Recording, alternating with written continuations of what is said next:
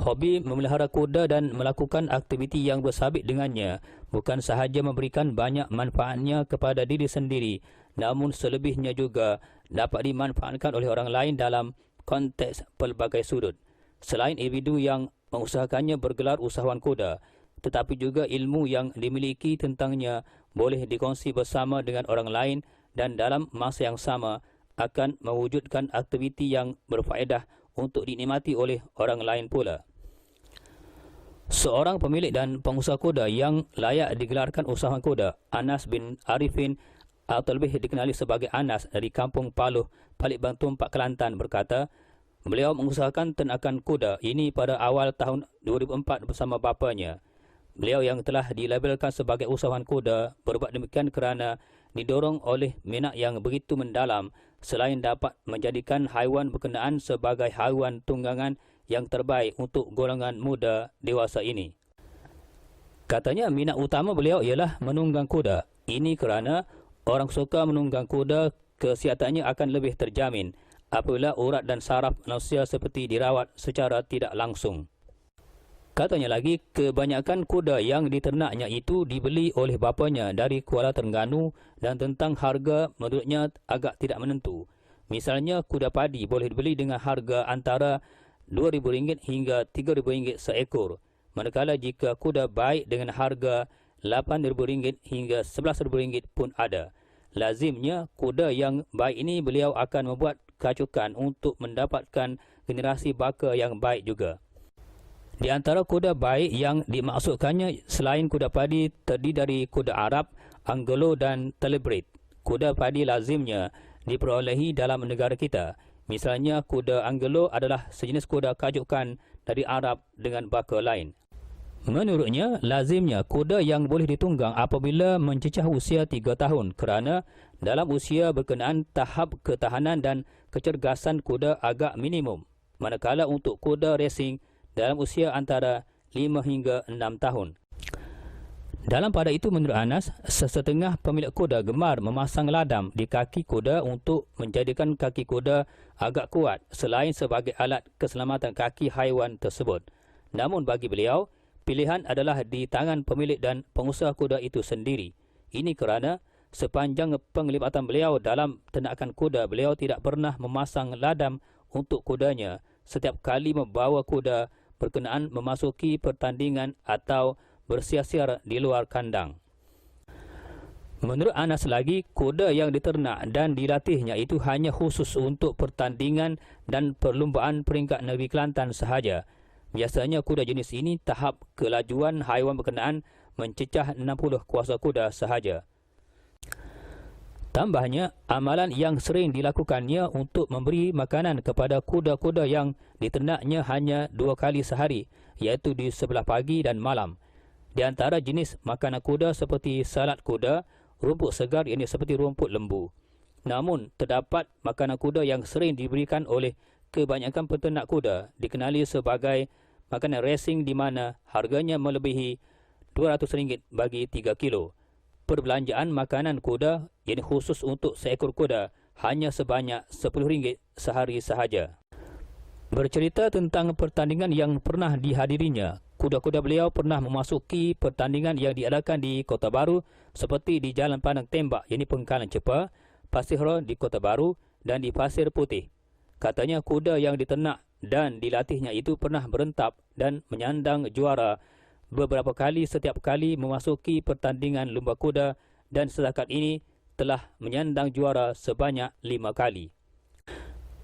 Katanya di antara kategori kuda yang dibolehkan memasuki sesuatu pertandingan seperti kuda padi dari kategori A, B, C, D dan kacukan Kelantan, manakala kuda dari kategori A lazim digunakan dalam setiap pertandingan kerana kuda berkenaan memang khusus untuk tujuan itu. Bercakap tentang penyakit yang dihidapi kuda, menurutnya kuda juga seperti haiwan ternakan lain seperti lembu juga menghidap penyakit. Menurutnya, apabila kuda dihinggapi penyakit, terpaksalah pihaknya mendapatkan khidmat seorang doktor haiwan dan Dr. Jaafar adalah seorang doktor haiwan yang agak disegani di Palembang. Katanya, rawatan yang diberikan terhadap kuda dibuat apabila melihat kuda-kuda terbabit mengalami masalah kesihatan. Terpaksalah doktor haiwan dipanggil dengan segera. Manakala ubat kecacingan diberikan dalam tempoh 6 bulan sekali, ini termasuklah vitamin untuk kuda. Manakala kuda yang mengalami masalah kesihatan dapat dikesan secara fizikal seperti keadaan kuda yang murung. Tetapi jika kuda berkenaan menunjukkan lebih daripada stamina dan semakin galak untuk menunjukkan kuda-kuda berkenaan dalam keadaan sihat dan cergas, malah lazimnya kuda-kuda berkenaan paling sukar untuk dipegang talinya. Katanya, kuda juga boleh dimakan sebagai penawar kesihatan. Lazimnya kuda yang mengalami masalah kesihatan sahaja yang disembelih untuk dimakan. Sambungnya, najis kuda memang berbeza dengan najis lembu. Najis kuda tidak berbau busuk, tetapi najis lembu bukan sahaja agak busuk, mengotorkan persekitaran, tetapi amat bahaya kepada pernafasan manusia. Najis kuda memang senang dibuang kerana rupanya yang seakan dengan warna tanah, malah pernah juga dijadikan sebagai baja. Biasanya najis kuda dicampur dengan habuk kayu untuk tujuan itu. Katanya, bagi penunggang yang belum pernah naik kuda, salah seorang penjaga kuda perlu memegang kuda berkenaan untuk mengelakkan sesuatu kejadian yang tidak diingini apabila kuda tersebut terkejut dengan kehadiran seseorang yang tidak mahir dengan keadaan kuda. Katanya, kuda memang kenal dengan penjaga atau tuannya melalui suaranya yang girang. Apabila kuda itu mengenali seseorang, kuda akan mengeluarkan suara gembira sebagai tanda haiwan berkenaan menerima kedatangan orang terbabit. Lazimnya, untuk menjadikan kuda mengenali penjaga dan tuannya itu perlu sentiasa berada di samping kudanya dalam tempoh masa 3 jam sahaja pun dianggap sudah memadai. Biasa terjadi, kuda amat takut terhadap orang yang tidak dikenali yang cuba mendekatinya. Kuda berkenaan akan bertindak berlari dengan mengejut dan pantas.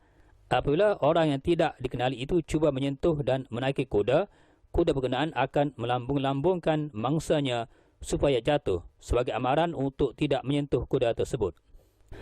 Sementara itu, menurut seorang peminat kuda, Muhammad Tarmizi Abdul Rahman atau lebih dikenali sebagai Megat dari kampung yang sama berkata, beliau merupakan seorang peminat tegar kuda. Selepas waktu kerja dan apabila mempunyai ruang masa, beliau akan ke rumah Anas untuk cuba menunggang kuda yang menjadi kegemarannya sejak dulu. Katanya, beliau berminat dengan kuda sejak dari zaman kanak-kanak. Namun, disebabkan ketika itu kuda belum ada lagi, minat beliau sekadar tinggal minat sahaja. Menurutnya, semenjak sering ke rumah Anas kerana tinggal di kampung yang sama, beliau pernah beberapa kali menunggang kuda berkenaan. Ketika ditanya tentang perasaannya dapat menunggang kuda tersebut, beliau agak begitu seronok dan senang hati kerana dapat menunggang haiwan berkenaan. Kalau diharapkan untuk memilikinya sendiri, beliau tidak mampu berbuat demikian.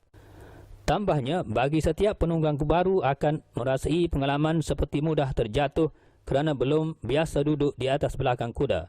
Apatah lagi, sesetengah kuda, terutamanya bagi kuda yang baru diajar, pasti akan terkejut kerana merasai sesuatu yang belum pernah dialami oleh kuda tersebut.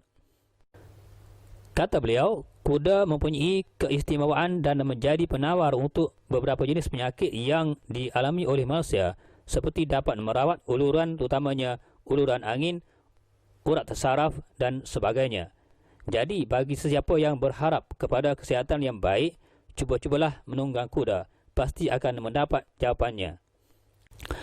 Beliau juga berharap kepada golongan muda yang tidak mempunyai sebarang pekerjaan supaya berjinak-jinak dengan aktiviti berkuda, kerana selain memperolehi pengalaman baru, paling utamanya ialah kita akan dapat mengetahui tentang dunia haiwan dan dapat menyemai sifat sayangkan haiwan sebagai rakan akrab yang saling memerlukan.